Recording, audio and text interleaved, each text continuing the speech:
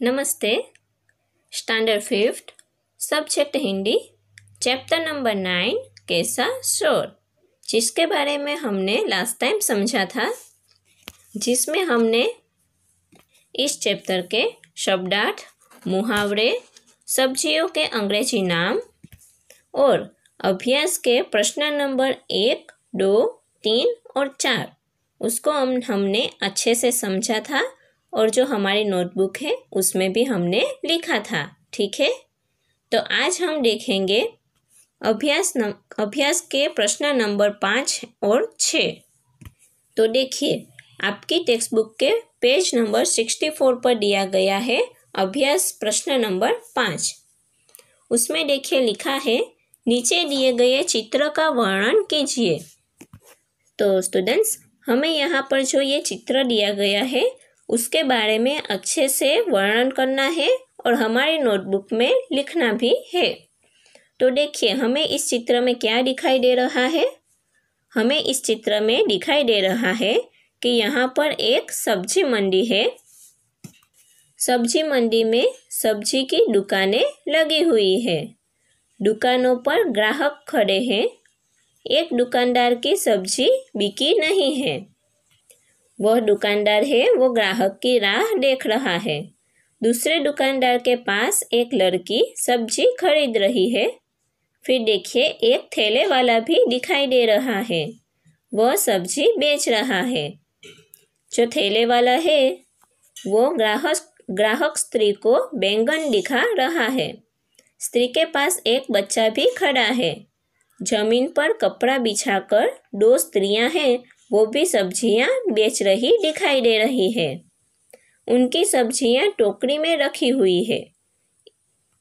एक स्त्री है, उसके पास कोई ग्राहक नहीं है, इसलिए वह उदास बैठी है। और दूसरी स्त्री के पास दो खरीदार खरीद रहे हैं।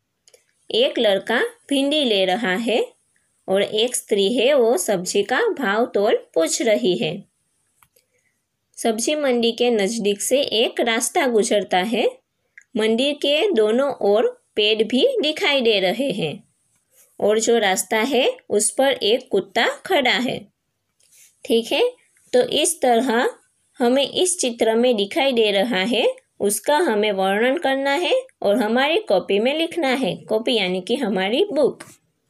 तो अब देखिए, आपके टेक्स्ट बुक के पेज नंबर 65 पर है प्रश्न नंबर 6। चित्रों के आधार पर कहानी कथन कीजिए। तो स्टूडेंट्स, यहाँ पर जो 1, 2, 3, 4 चित्र हमें दिए गए हैं, उन चारों चित्रों को देखकर हमें एक अच्छी सी कहानी बनानी है और कहानी का कथन करना है और हमें इस कहानी को हमारी नोटबुक में लिखना भी है। तो चलो हम कहानी बनाना शुरू करते हैं। तो देखिए, चित्र नंबर 1 है। एक गांव था। उस गांव के बाहर एक बड़ा सा बरगद का पेड़ था। वहां पास में ही एक हाथी भी रहता था। बरगद और हाथी के बीच गहरी दोस्ती थी। अकेले में दोनों एक दूसरे से बहुत सारी बातचीत करते रहते थे। इस तरह दोनों दोस्त हैं, वो पूरा दिन एक साथ बिताते थे। अब देखिए चित्र नंबर 2। एक दिन हाथी को क्या ऐसी सूझी कि दोनों में बहस हो गई और हाथी बरगद की डालियों को तोड़ने लगा। वह बरगद को जड़ से उखाड़ने की कोशिश करने लगा। बरगद का पेड़ हाथी को विनती करने लगा और कहने लगा, अरे मेरे प्यारे भाई, मैं कई पशु पक्षियों का आश्रय स्थान हूँ। मैं गर्मी की ऋतु में कई पशु पक्षियों को छाया भी देता हूँ, इसलिए मुझे रहने दीजिए। मैं आपकी भी कभी सहायता जरूर करूँगा। जब बरगद के पेड़ ने ऐसा कहा तो हाथी को गुस्सा आ गया और वो वहाँ से चला गया। अब देखिए चित्र नंबर 3। थोड़े दिनों बाद गर्मी की मौसम आई और सब जगह बहुत ही धूप थी। धूप के कारण बहुत ही गर्मी भी लग रही थी और गर्मी के कारण हाथी है, वो बहुत व्याकुल हो उठा। उसे ये गर्मी सहन नहीं हो पा रही थी। हाथी की हालत है वो बिगड़ती जा रही थी। फिर देखिए चित्र नंबर 4, बरगद का पेड़ दूर से यह देखता रहा, उसे हाथी पर दया आ गई। देखिए बरगद के पेड़ को हाथी पर दया आ गई, क्योंकि पेड़ तो होते ही है परोपकारी। परोपकारी यानी कि दूसरों पर उपकार करने वाले। उसने हाथी को बुलाया। हाथी दौड़ते भागते हुए बरगद के पेड़ की छाया में आ गया और गर्मी से बच गया। इस तरह हाथी और बरगद में फिर से दोस्ती हो गई। हाथी को बरगद की छाया में बहुत चैन मिला।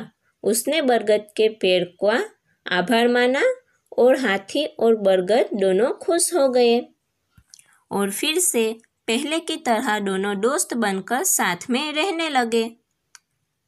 तो स्टूडेंट्स, हमें जो ये यहाँ पर चित्रों में छुपी एक कहानी दी गई है, उस चित्रों में से हमें ये सीख मिलती है कि हमें हमेशा दूसरों की मदद करनी चाहिए, चाहे वो हमारे साथ अच्छा व्यवहार करे या फिर बुरा व्यवहार करे। हमें हमेशा पेड़ की तरह परोपकारी बनना चाहिए, सबकी सहायता यानी कि मदद करनी चाहिए। ठीक है, अब देखिए आपकी टेक्स्ट बुक के पेज नंबर 66 पर है प्रश्न नंबर 7। दिए गए चित्रों के बीच के भेद बताते हुए वर्णन कीजिए। तो यहाँ पर स्टूडेंट्स 2 चित्र दिए गए हैं। उन दोनों चित्रों में जो यहाँ पर हमें भेद दिखाई देता है, उन भेद के बारे में हमें यहाँ पर वर्णन करना है और हमारी कॉपी में लिखना है। तो चलो देखते हैं दोनों चित्रों में और साथ में वर्णन करते जाते हैं। पहला चित्र है, उसमें हमें एक खेत दिखाई दे रहा है। तो दूसरा चित्र है, उसमें हमें 2 खेत दिखाई दे रहे हैं। फिर जो पहला चित्र है उसमें एक किसान है, वो हल चला रहा है, अपने खेत में हल चला रहा है। और दूसरा चित्र है, उसमें 2 किसान हैं, वो अपने खेत से सब्जियां तोड़ रहे हैं। फिर देखिए पहला चित्र है, उसमें एक खेत जोता जा रहा है और दूसरा चित्र है, उसमें दोनों खेतों में बैंगन और भिंडी के बड़े बड़े पौधे दिखाई दे रहे हैं। फिर देखिए पहले चित्र में उसमें 2 लड़के हैं, वो दिखाई दे रहे हैं और दूसरा चित्र है, उसमें एक लड़का टमाटर खाता हुआ दिखाई दे रहा है। फिर देखिए पहले चित्र में सामने की ओर नाचता हुआ मोर दिखाई दे रहा है और दूसरे चित्र में एक खड़ा हुआ मोर दिखाई दे रहा है। जो मोर नाच नहीं कर रहा, सिर्फ खड़ा है। फिर देखिए पहले चित्र में एक बकरी भी लड़के के आगे दिखाई दे रही है और दूसरे चित्र में है, वो बकरी लड़के के पीछे है। फिर देखिए पहले चित्र में घास के 2 गट्ठर भी वहाँ पर पड़े हैं साइड में पीछे और दूसरे चित्र में देखिए वहाँ पर सब्जियों का ढेर पड़ा हुआ है, क्योंकि सब्जियों का खेत है ना वहाँ पर, इसलिए सब्जियों को तोड़कर ढेर बनाया हुआ है। और पहले चित्र में अभी खेत में सब उगाया जा रहा है, इसलिए घास के 2 गट्ठर है वो यहाँ पर पड़े हैं। तो इस तरह हम दोनों चित्रों को अच्छे से देखेंगे और उसमें जो भेद है वो अच्छे से बताएंगे। ठीक है, तो ये आपको प्रश्न नंबर 5, प्रश्न नंबर 6 और प्रश्न नंबर 7 आपको अच्छे से आपकी नोटबुक में लिख लेना है और नेक्स्ट टाइम हम स्वाध्याय के प्रश्नों के बारे में समझेंगे। Okay, thank you.